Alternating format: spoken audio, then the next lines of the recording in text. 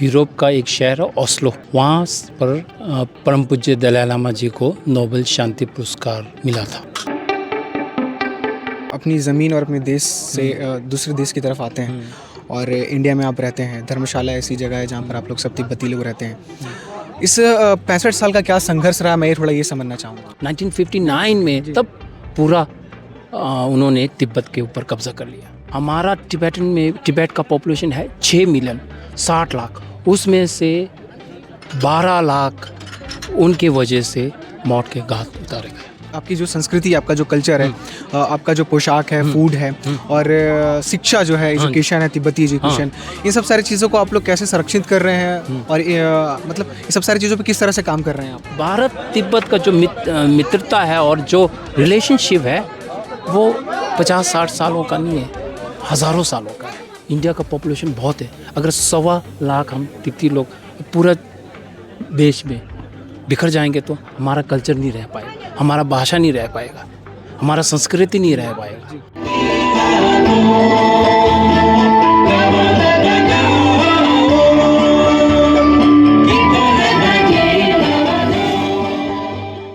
दिसंबर 1948 को संयुक्त राष्ट्र अंतर्राष्ट्रीय संगठन ने सार्वभौमिक तौर पर मानव अधिकारों की घोषणा पत्र को अपनाया था, जिसके बाद हर साल 10 दिसंबर को मानव अधिकार दिवस पूरे विश्व भर में मनाया जाना शुरू कर दिया गया। उसके बाद ही आज ही के दिन 10 दिसंबर को 1989 में दलाई लामा जी को नोबेल शांति पुरस्कार भी सम्मानित किया गया, जिसके बाद से जो तिब्बती लोग हैं, जो उनके अनुयायी हैं, जो उनके समर्थक हैं, वो हर साल 10 दिसंबर को उनकी वर्षगांठ को भी बनाते हैं, उनको नोबेल पुरस्कार जो सम्मानित किए थे उसके उपलक्ष्य में। और भिलाई में इसका खास क्या रिश्ता है? भिलाई में खास रिश्ता ये है कि आपको पता है कि पावर हाउस के ठीक पीछे जो श्री राम मैदान है, वहाँ पर तिब्बती वुलन मार्केट लगता है। तिब्बती लोग आए हैं व्यापार करने के लिए और ये सभी तिब्बती लोग आज के दिन इस खास अवसर पर एक आयोजन करते हैं और इस आयोजन में तमाम कल्चरल इवेंट होते हैं और मुख्य अतिथि के तौर पर किसी को बुलाया भी जाता है और तमाम कार्यक्रम भी किए जाते हैं। तो हम चलेंगे, बातचीत भी करेंगे और जो यहाँ के प्रधान हैं, इन सभी व्यापारियों के जो प्रधान हैं जो तिब्बत से हैं, उनसे भी बातचीत करेंगे और थोड़ा सा इतिहास भी जानने की कोशिश करेंगे कि क्या इतिहास रहा है, भारत और तिब्बत का क्या रिश्ता रहा है और जो शरणार्थी जो पलायन किए तिब्बती लोग भारत में, वो क्या एक उस समय का इतिहास रहा है, वो भी हम इस वीडियो पे जानने की कोशिश करेंगे। और मानव अधिकार को लेकर इनका क्या कहना है, मानव अधिकार पर ये हमेशा हर साल कोशिश करते हैं कि यूएन जो एक अंतर्राष्ट्रीय संगठन है वो हमारे तरफ ध्यान दे और हम जिन परेशानियों से गुजर रहे हैं उस पर कुछ सोचा जाए और उसका कुछ निर्णय निकाला जाए। तो आइए बातचीत करते हैं और समझते हैं और आज के इस कार्यक्रम को आपको दिखाते हैं।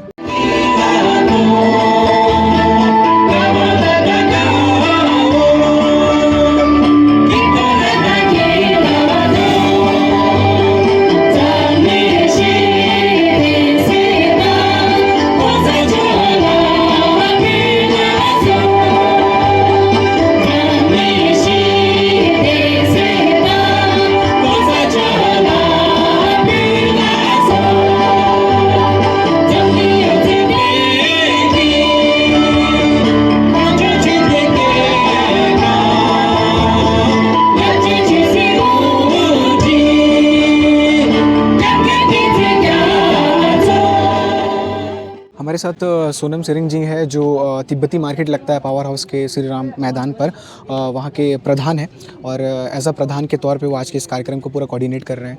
और सबसे पहले मैं तो आपसे यही जानना चाहूँगा सर कि 35वां जो सालगिरह है दलाई लामा जी का, जो उनको शांति नोबेल पुरस्कार से सम्मानित किया गया था, इस मौके पे आप लोग कार्यक्रम ऑर्गेनाइज़ किए हैं और साथ ही आप लोग मानव अधिकार दिवस को भी लेते हुए सारी चीज़ें कर रहे हैं। तो आज के इस कार्यक्रम को थोड़ा सा बताइएगा कि किस तरह से सेलिब्रेट किया गया। 1979 बोलेंगे ना, 10 दिसंबर को ओस्लो शहर में, यूरोप का एक शहर है ओस्लो, वहाँ पर परम पूज्य दलाई लामा जी को नोबेल शांति पुरस्कार मिला था। तब से हर साल हम वो उसका वर्षगांठ है हम मनाते हैं और इस साल वो 35वां वर्षगांठ है। और नोबेल शांति पुरस्कार हमारे गुरु परम पूज्य दलाई लामा जी को जो मिला है उससे हम सभी बहुत खुश हैं। स्पेशली जो हमारे टिबेटन्स हैं वो तो खुश हैं ही हैं, उसके साथ में जहाँ पर भी हिमालय क्षेत्र में जो भी हमारे तिब्बत और बौद्ध के कल्चर के अनुयायी है, उनके लिए भी ये बहुत ही अति खुशी का दिन है। जी सोनम जी, मैं आपसे ये जानना चाहूँगा कि करीब 65 साल हो चुका है जब आप अपनी ज़मीन और अपने देश से दूसरे देश की तरफ आते हैं और इंडिया में आप रहते हैं। धर्मशाला ऐसी जगह है जहाँ पर आप लोग सब तिब्बती लोग रहते हैं। इस 65 साल का क्या संघर्ष रहा, मैं थोड़ा ये समझना चाहूँगा। हाँ जी, हाँ जी, हाँ जी। 1950 से हमारे तिब्बत में कम्युनिस्ट चाइना के आर्मी आना शुरू हुआ है। 1950 से शुरू हुआ है। शुरू में वो डेवलपमेंट और उनको बोलते हैं पीपल लिबरेशन ऑफ आर्मी, और वो तिब्बत को लिबरेट करने के लिए आए हैं बता रहे थे। शुरू में जब तिब्बत के ईस्टर्न साइड में वो जब एंटर करें तो उन्होंने रोड बनाना शुरू किया। आस्ते आस्ते हमारे ल्हासा जो हमारे राजधानी है वहाँ कैपिटल तक रोड बन गई। हमारे तिब्बती बहुत भोले वाले थे, उन्होंने सोचा जो चीन के आदमी आ रहे हैं, जो आर्मी आ रहे हैं, वो डेवलपमेंट के लिए आ रहे हैं। जब रोड पूरा तैयार हो गया तब उनका आर्मी आना शुरू किया। और ईस्टर्न तिब्बत में उस टाइम में हमारे जो ईस्टर्न तिब्बत के रहने वाले हैं खम, जो उनका वॉरियर के रूप है, जैसे कि इंडिया में पंजाबी लोग उनका रेस वॉरियर रूप के है, जैसे कि राजस्थानी वाले लोग हैं, वैसे जो खम के ईस्टर्न प्रोविंस के हैं उन्होंने चीनी के जो कब्ज़े कर रहे थे उनसे लड़ाई किया, गुरिल्ला वार किया, बहुत साल उनको रुकवा के रखे। पर हमारे पास जैसे कि डेवलप कंट्री का आर्मी होता है वैसे हमारे पास आर्मी नहीं थे, तो स्थिति बहुत मुश्किल हो गया। तब वो चीन लोग सब तिब्बत में आए। तो 1959 में तब पूरा उन्होंने तिब्बत के ऊपर कब्ज़ा कर लिया। तब से जब उनका कब्ज़ा हो गया, दलाई लामा जी को उनके मिलिट्री ने एक फंक्शन के लिए इनवाइट किया था। जब फंक्शन के लिए इनवाइट किया था तो हमारे जो गुप्त तिब्बत देश के लिए जो काम करते हैं, तिब्बत गवर्नमेंट के लिए काम करते हैं, उनको ये पता चला है कि फंक्शन के लिए निमंत्रण देना तो वो बहाना था। दलाई लामा जी को वो हॉस्टेज लेना चाहते थे। अच्छा। हाँ जी, हाँ जी। तभी तिब्बत के जो वासी है मिक्स स्पेशली जो ल्हासा में इन हमारे पब्लिक है, उन्होंने रिवोल्ट किया। रिवोल्ट करके कम से कम 2-4 हफ्ता रिवोल्ट करके उसके बाद उन्होंने चीन कम्युनिस्ट चाइना ने ऑल तिब्बत में कम से कम 6-8 हज़ार मठ मोनास्ट्री, बौद्ध मोनास्ट्री को नष्ट किया। अच्छा। हाँ जी, हाँ जी। उनके वजह से हमारा तिब्बत का पॉपुलेशन है 6 मिलियन 60 लाख, उसमें से 12 लाख उनके वजह से मौत के घाट उतारे गए। तब जब स्थिति बहुत ही मुश्किल हो गया तब दलाई लामा जी इंडिया में उनके अनुयायी के साथ तब इंडिया में आने का उनको मजबूरन उनको आना पड़ा। और जब मजबूरन आना पड़ा, जब भी वो इंडिया के बॉर्डर में आए उनका बहुत स्वागत किया। इंडियन गवर्नमेंट और इंडियन के पब्लिक के थ्रू से बहुत उनको स्वागत किया था। स्वागत का और जब पहले उस टाइम में पंडित नेहरू जी उस प्रधानमंत्री थे। जब दलाई लामा का पहला बैंड दलाई लामा पंडित नेहरू जी के साथ हुआ था, दलाई लामा जी ने उनको 3 रिक्वेस्ट किया जी। हाँ, एक जो तिब्बतवासी है, जो तिब्बत से उनके साथ आए हैं, करीब 1.25 लाख आए थे, उनको ऐसे ही बिखरना भेजे उनके लिए एक सेटलमेंट का, जैसे कि अभी इस वक्त कर्नाटका में 2-3 सेटलमेंट है जो तिब्बत वासी के लिए ही है। उसके जैसा हिमाचल में ऐसा काफ़ी जगह है जी। उत्तराखंड में ऐसा काफ़ी जगह है। जब हम साथ रहेंगे हमारा कल्चर इंटैक्ट रहेगा। इंडिया का पॉपुलेशन बहुत है, अगर 1.25 लाख हम तिब्बती लोग पूरा देश में बिखर जाएंगे तो हमारा कल्चर नहीं रह पाएगा, हमारा भाषा नहीं रह पाएगा, हमारा संस्कृति नहीं रह पाएगा। तो उन्होंने पहला रिक्वेस्ट एक सेटलमेंट के लिए बोला था। दूसरा स्कूल जहाँ पर हम तिब्बती सिखाया जगह, आधुनिक पढ़ाई के साथ तिब्बत का भाषा और तिब्बत का हिस्ट्री ये और तिब्बत का रिलीजन जो बुद्धिज्म है वो सिखाया जाए। ये 3, ये 2 और तीसरा हमारा जो तिब्बतन जो आए हुए हैं उनको गवर्न करने के लिए एक सिस्टम, एक जैसे कि गवर्नमेंट इन एग्जाइल। जब शुरू में दलाई लामा जी आए तो वो मसूरी में रहते, उसके बाद वो धर्मशाला में उनका फाइनल, वहाँ पर हमारा पूरा सेटअप है। हमारा डेमोक्रेसी इन एग्जाइल, जैसे आपका विधानसभा होता है जी जी जी, जैसा आपका लोकसभा होता है, वैसे ही हमारा वहाँ लोकसभा होता है, हमारा पार्लियामेंट इलेक्ट होते हैं, हमारी देखभाल करने के लिए डिपार्टमेंट ऑफ होम्स होते हैं, डिपार्टमेंट ऑफ एजुकेशन और डिपार्टमेंट ऑफ फाइनेंस होते हैं। वैसे जैसे एक स्वतंत्र देश का पूरा सेटअप होता है, वैसे ही हमारा धर्मशाला में पूरा सेटअप है और उनके रिप्रेजेंटेटिव हर सेटलमेंट में होते हैं। हाँ जी, हाँ जी। अब ये बहुत दुख की बात है कि जी हम अपना देश में रह नहीं पाए, हमें चीन का कब्ज़ा हमें नहीं चाहिए था, हम चीन के विरोध थे, इसीलिए हम इंडिया में आए। पर इस वक्त जितना भी रिफ्यूजीज़ हैं ऑल ओवर द वर्ल्ड, उसमें ये माना जाता है कि सबसे सक्सेसफुल टिबेटन रिफ्यूजीज़ हैं। हाँ जी, हाँ जी। सेटअप जो हमने बना पाया, हमने अपने संस्कृति को नष्ट होने से बचा पाया, अपनी भाषा को बचा पाया, और हमारे जो बौद्ध धर्म है, बौद्ध धर्म जो हमारे भगवान बुद्ध के और प्राचीन नालंदा ट्रेडिशन की तरफ से हमें आए हैं, इतने हज़ारों सालों से हमारे जो विज्ञान है, विद्वान है, वो इंडिया में जाके जो बौद्ध ग्रंथि है उनको तिब्बत में लाके ट्रांसलेशन किया। ये हज़ारों साल का प्रयास वो हमने हमारे तरफ से नष्ट होने नहीं पाया, यही हमारा सफलता है। दुख तो है पर हमारा देश नहीं है, पर हमने अपना संस्कृति इंटैक्ट कर पाया अभी तक। मैं यही पूछना चाह रहा था कि आपकी जो संस्कृति, आपका जो कल्चर है, आपका जो पोशाक है, फूड है और शिक्षा जो है, एजुकेशन है, तिब्बती एजुकेशन, इन सब सारी चीज़ों को आप लोग कैसे संरक्षित कर रहे हैं और मतलब इन सब सारी चीज़ों पे किस तरह से काम कर रहे हैं आप लोग? हाँ जी, हाँ जी, वही आप बता रहे थे, जो हमारे संस्कृति है, जो हमारा भाषा है, वो सब हम अपना साथ में रह के उसके ऊपर एजुकेशनल इंस्टीट्यूट सेटअप करके, हमारे educational central Tibetan school for Tibetans बोल के ऐसा कम से कम 50-60 स्कूल है। हाँ जी, हाँ जी। टिबेटन तो उसमें तिब्बती भाषा में ही पढ़ाई हो रही है? हाँ जी, है, इंग्लिश मीडियम है, इंग्लिश मीडियम भी है, पर उसके साथ प्राइमरी लैंग्वेज टिबेटन है, टिबेटन।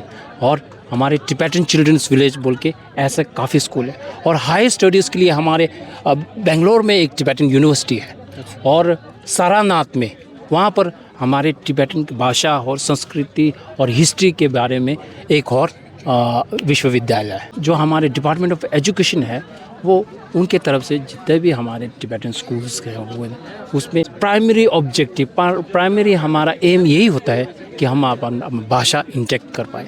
हाँ जी, वही है सर। मैं ये पूछना चाह रहा था कि अब इतने साल हो गए हैं आप लोग को भारत में रहते हुए, तो भारत के लोग आपको कितने समझ में आए, कैसा रिस्पांस रहा? एक लंबा सफ़र आप लोग तय कर चुके हैं और आज भी कई ऐसे तिब्बती अलग अलग, जैसे आप बता रहे हैं, भारत के हर कोने में शरणार्थी हैं, तो कैसे देख पा रहे हैं आप भारत के लोग कितना समझ में आ पाए, भारत की संस्कृति कितना समझ में आ पाई, इस पर थोड़ा सा बता दीजिए। हाँ जी, हाँ जी।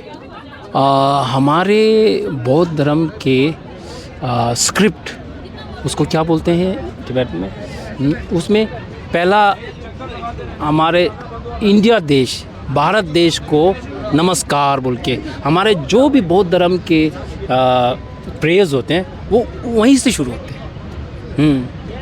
आर्य देश बोलते हैं इंडिया को, उसमें हम पहले आर्य देश इंडिया को नमस्ते बोलते। और जब हम दुख के दिन, जब 1959 को हम तिब्बत छोड़ के आए हैं, तब से अब तक हमारे इंडियन गवर्नमेंट के प्रशासन और इंडियन पब्लिक का हमारा बहुत सपोर्ट रहा। जो हमारे स्कूल्स हैं वो सब्सिडाइज स्कूल्स हैं, सब्सिडाइज इंडियन गवर्नमेंट पे करता है, जो हमारे कल्चर को इंटैक्ट करने का। और भारत तिब्बत का जो मित्रता है और जो रिलेशनशिप है, वो 50-60 सालों का नहीं है, हज़ारों सालों का है।